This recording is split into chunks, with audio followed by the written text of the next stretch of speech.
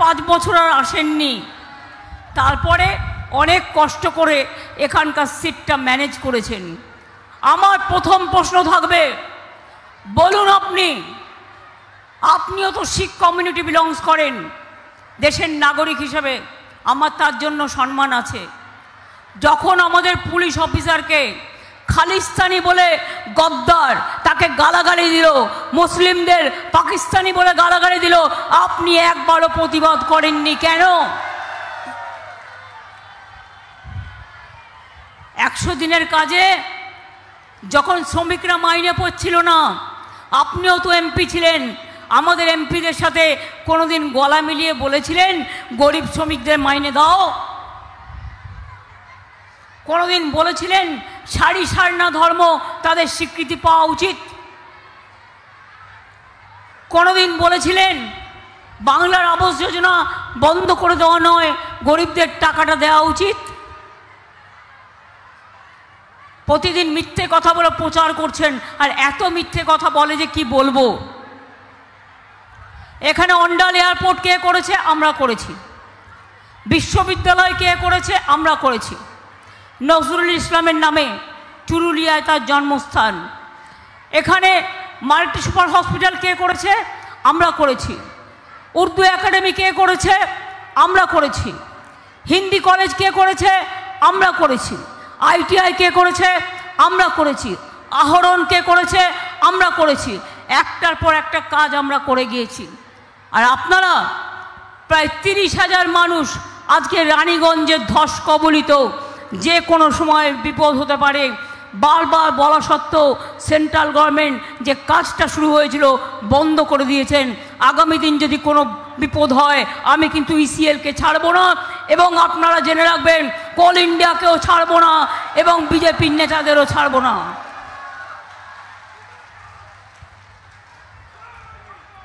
তাও তো আমরা অনেক বাড়ি ইতিমধ্যে রেডি করে রেখেছি।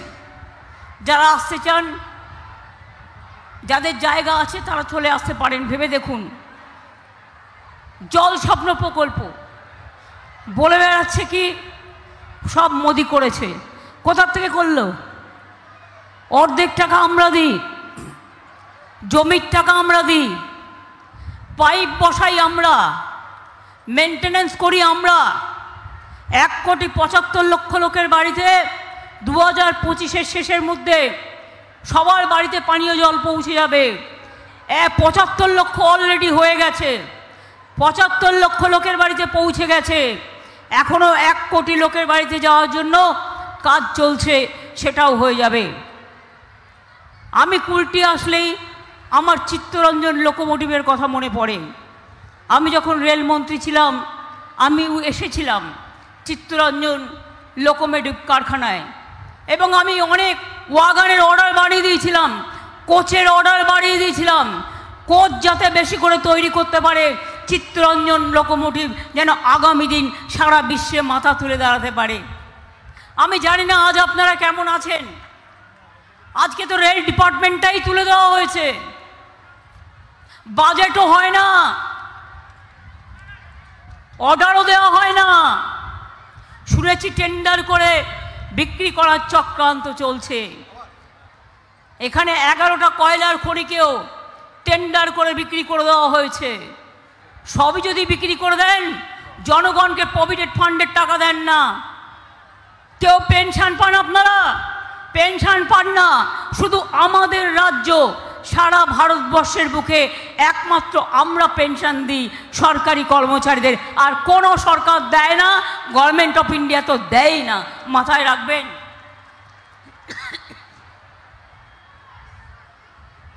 বলছে উনি নাকি রেশন দেন।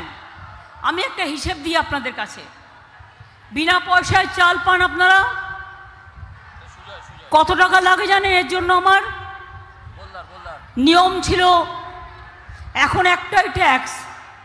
সেন্ট্রাল গভর্নমেন্ট আমাদের এখান থেকে 6,80,000 কোটি টাকা তুলে নিয়ে যায়, কিন্তু আমাদের 1,80,000 কোটি টাকা ফেরত দেয়নি।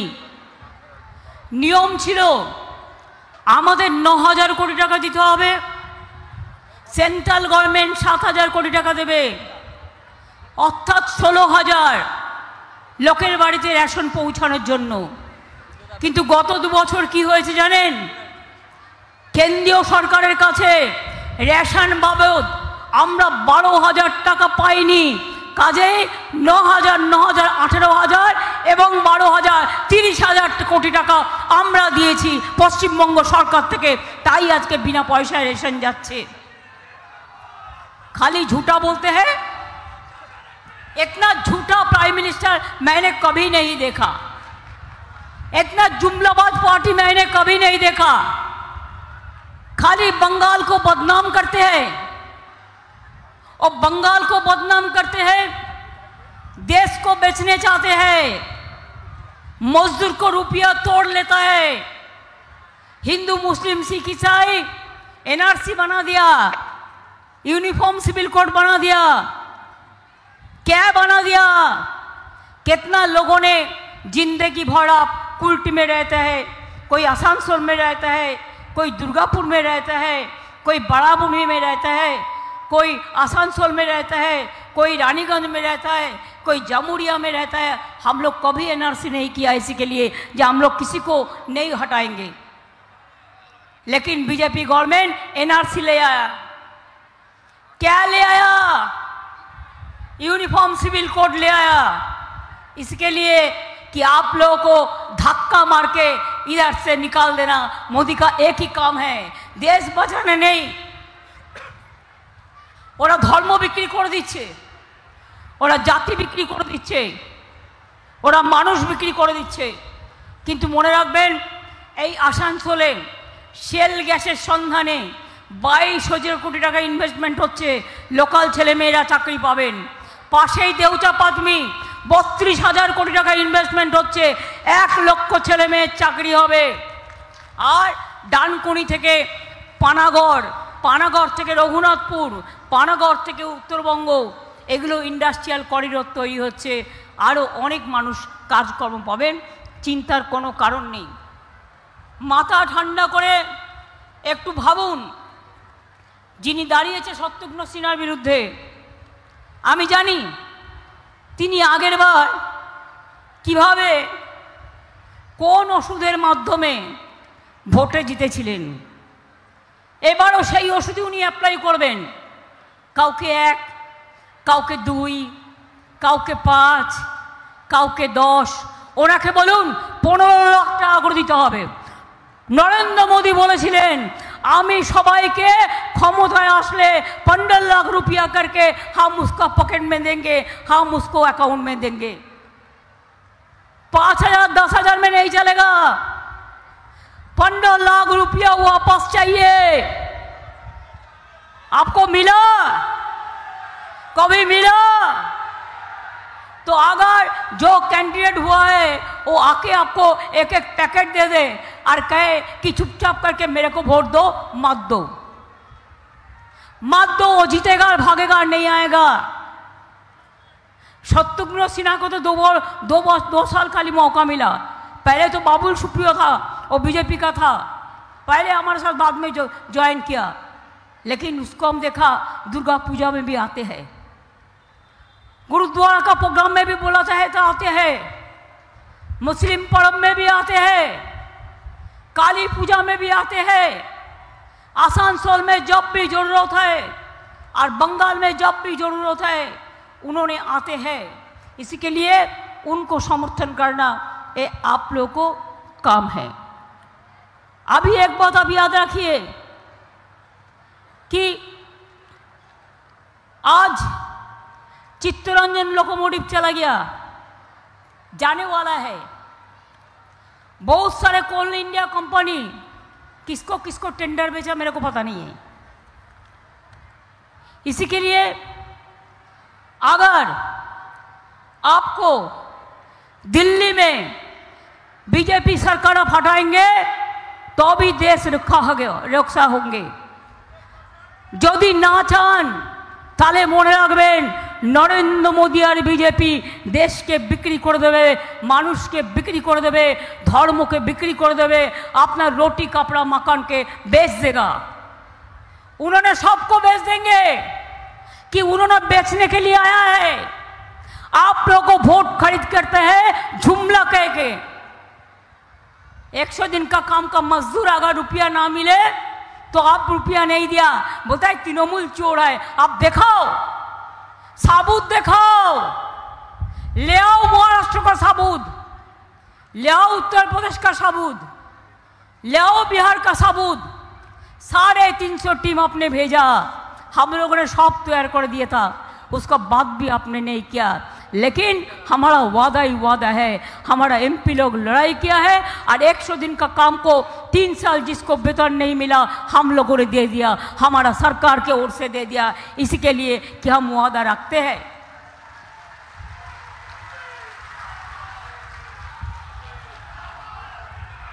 एगारो लक्ष बाड़ी पड़े आछे, आगे हमरा 43,000 घर हम बना दिया, 11 लाख का लिस्ट भी हम भेज दिया बहुत दिन पहले, इंडिविजुअल क्वेरी करके। आज तक पैसा नहीं दिया। मैं भी 3 बार जाके मीटिंग किया कि मेरे को स्टेट का सवाल है, गरीबों का सवाल है, नहीं दिया।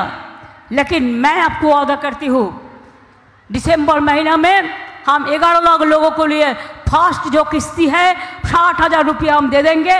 उसके बाद 3-4 महीना के बाद फिर 60,000 मिलेगा, 1 लाख 20,000 रुपया करके आपको मिलेगा, जिसको मिट्टी का घर है, जो गरीब है।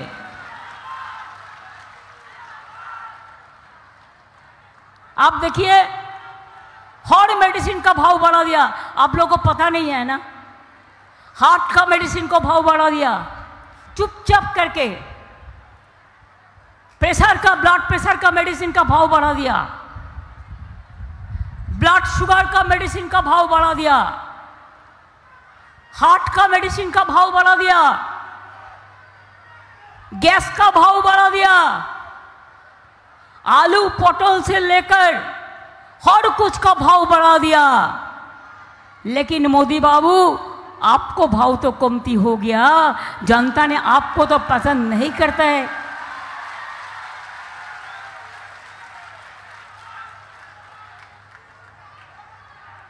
क्यों आप गरीबों के साथ ऐसा अत्याचार करते हैं? क्यों इतना झूठा बोलते हैं? क्यों आप इधर में एक चॉकलेट बोमा फटने से भी आपको CBI, आपको NIA, आपको NSG जैसे कोई युद्ध हो रहा है, और वन साइडेड स्टेट पुलिस को बताया नहीं, किसी को पता नहीं है क्या क्या मिला, किधर से मिला। ये भी हो सकता है खुद उन्होंने गाड़ी से ले आया, लेके शो किया है, कोई एविडेंस नहीं हुआ है कि वो उधर में थे। आज भी छोटा एक इंसिडेंट संदेशखाली में मेरे को आने का पहले मिला, और बीजेपी का एक नेता का घर में बोमा जमा करके रखा था। वो सोचता है बोम मार के नकड़ी खा के वो इलेक्शन में जीत सकता है। It is our challenge also, बोम मार के नौकरी खा के आप चाकरी नहीं जीत सकते हैं। जनता के लिए भाग्यार क्षमता नहीं, किल मारार गोसाई। रोटी कपड़ा मकान चाहिए, आपको भाषण नहीं चाहिए, बेरोजगारी का रोजगार चाहिए, माँ बहन का लक्ष्मी भंडार चाहिए, स्टूडेंट का कन्याश्री चाहिए, शिक्षाश्री चाहिए, तपशिली भाता चाहिए, मेधाश्री चाहिए, सबुज साथी चाहिए, साइकिल चाहिए, मजदूर को रक्षा कवच चाहिए, प्रोविडेंट फंड का रुपया चाहिए। इधर में हॉस्पिटल भी आपको गवर्नमेंट ऑफ इंडिया से जो ESI हॉस्पिटल था उसको भी हमने अपने कोई काम नहीं करने देता। हमने जितना संभव हमने कर दिया। फिर हम चाहते हैं अंडल एयरपोर्ट इंटरनेशनल एयरपोर्ट बने, जैसे अपना इंडस्ट्री आपको सब कुछ अच्छा से अच्छा हो। आपको इधर में इतना इंडस्ट्री आ रहा है, आपका घर घर में पानी पहुंच जाएगा, आपका रेशन बिना पैसा में मिलेगा, लक्ष्मी भंडार जिसको मिलता है, मैं उसको कहेंगे कि आपका बीजेपी कहा है 3 महीना बाद लक्ष्मी भंडार हम उठा देगा। हम बोला तुम्हारा साहस तो कम नहीं है, तुम कितना पहचानते हो माताजी बहन को, अम्मा को कितना पहचानते हो? हम ज़्यादा पहचानता हो। ऐसे के लिए कहा ये बात मत करना, फिर अगर ये बात तुम करोगे तो एक भी माँ बहन का वोट, भाई का वोट भी नहीं मिलेगा। लक्ष्मी भंडार चलेगा। आज जिसको 60 साल हो गया और सारा जिंदगी भर उसको मिलेगा, पूरा जिंदगी भर माँ बहन को ही सम्मान मिलेगा। माइनॉरिटी डिपार्टमेंट के लिए भी हम बहुत सारे काम करते हैं। मैं आज भी कहने चाहूँगी कि आप लोग को सेफ्टी सिक्योरिटी देखना हम लोग को कम है। हमारा जो आदिवासी भाई बहन हैं वो लोगों को हम पट्टा, जो हमारा बोन का अधिकार हमने दिया है, उसका जमीन ना फोर्सफुली कोई खरीद ले, इसको बारे में भी हम काम किया। हमारा बहुत सारे भाई बहन हैं जो हमारा अलग स्टेट, हमारा एडजेसेंट स्टेट झारखंड बिहार से आते हैं। झारखंड हमारा दोस्त है, बिहार भी हमारा दोस्त है। ऐसे नहीं है कि मोदी का हो गया इसी के लिए पूरा देश उनका है, ऐसा बात नहीं है। तो इसी के लिए आपको हम चाहते हैं कि एक बात याद रखिए, जब वोट डालने जाएंगे हम बिना पैसा में चावल दे रहे हैं, और मोदी बाबू क्या कर रहे हैं? बिना पैसाय दिच्छी आमरा, बिना पैसाय चाल। ओहे नंदलाल, 1000 টাকার গ্যাসে ফুটছে বিনা পয়সার চাল। ইলেকশন হয়ে যাওয়ার পরে আরো বাড়াবে। রোজ অ্যাডভার্টাইজমেন্ট করে আর মিথ্যে কথা বলে, একটার মধ্যেও কোনো সত্যতা নেই।